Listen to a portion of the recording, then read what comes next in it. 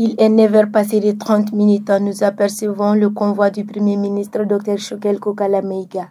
C'est au bureau de vote 17 du centre de vote de l'Institut du Sacré-Cœur de Bako-Djikroni ACI que le Premier ministre, chef du gouvernement, a voté ce dimanche. Après avoir introduit son bulletin de vote, le chef du gouvernement a déclaré à la presse qu'il est venu accomplir son devoir civique qui reste un acte important pour la continuité du fonctionnement de notre démocratie. En outre, il a lancé un appel à l'endroit de tous les Maliens afin qu'ils fassent pareil pour amener le changement tant attendu. C'est un vote historique auquel tout Malien en âge de voter doit se sentir fier de participer pour être considéré demain par lui-même, par sa famille, par ses enfants, qu'il est un acteur majeur du processus de changement pour la refondation auquel les Maliens sont en train de travailler avec le président de la transition en tête. Il doit se rappeler, tout Malien, que le projet de nouvelle constitution est une exigence majeure du peuple malien du 5 juin 2020 au 24 mai 2024. Vous savez que le processus de préparation des assises nationales de la refondation est intervenu à la suite de la rectification qui a décidé de prendre en charge, sous la haute conduite du président de la transition, l'ensemble des revendications du peuple.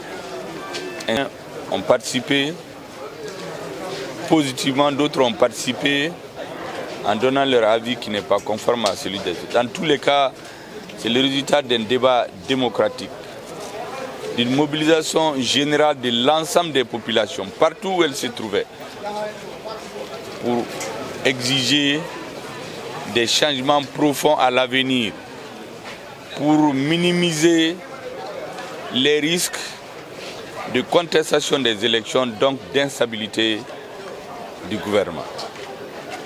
L'une de ces recommandations fortes, donc, disais-je, c'est la tenue des assises nationales de la refondation, dont les recommandations étaient centrées autour d'un certain nombre de points, parmi lesquels l'élaboration d'une nouvelle constitution pour aboutir à la 4e République faisait partie des doléances.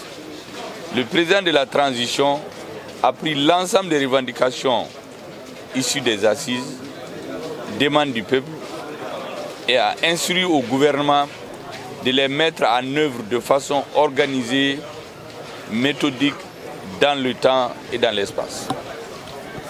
Il a ainsi mis auprès de lui un comité de surveillance qui contrôle le sincère ANR, qui contrôle le gouvernement régulièrement pour lui rendre compte, pour qu'à la fin de la transition, le président de la transition puisse dire au peuple malien, parmi vos recommandations, voici ce qu'on a pu réaliser pendant la transition, voici ce qui reste à réaliser. Bien entendu, les assises ont recommandé des points qui s'exécutent dans le temps, peut-être pendant une trentaine d'années. Donc les Maliens doivent se rendre compte qu'aujourd'hui, ils sont en train d'écrire leur histoire, leur propre histoire. Ce n'est pas quelqu'un qui l'écrit pour venir leur donner. Par ce vote, les Maliens écrivent leur histoire. Ils vont participer et leur avenir sera celui qu'ils auront décidé.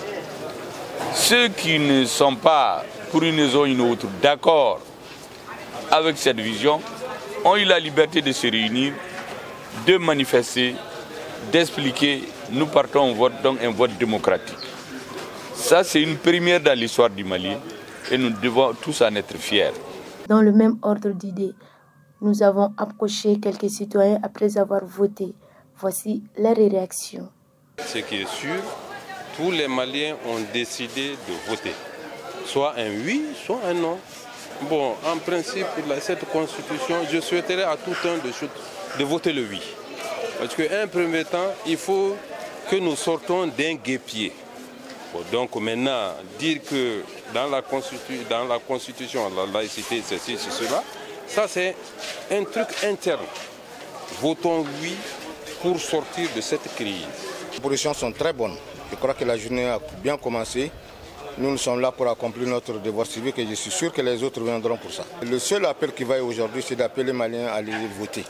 Et sortir voter massivement et voter le oui. Parce que c'est dans ce oui-là que nous avons notre salut aujourd'hui. Je ne vote pas ici, je vote à l'Éré. J'ai déjà voté par procuration, mais je suis là pour voir comment l'engouement et comment les élections se déroulent. Mes remarques sont très bonnes pour le moment parce que c'est très tôt le matin, mais avec ce que je suis en train de voir, vraiment c'est encourageant. Mon mot à l'endroit de la population, c'est de sortir massivement et venir voter. Parce que tant qu'on vote, s'il n'y a pas un taux de participation important, vraiment tout ce qu'on a fait est nul, zéro. Bon, vous savez que c'est une journée très importante pour nous, un pays dans une crise depuis plus de 10 ans. Donc c'est une journée très importante pour nous. C'est une très bonne image pour le Mali, c'est une très bonne image pour les autorités de la transition. C'est un grand rendez-vous.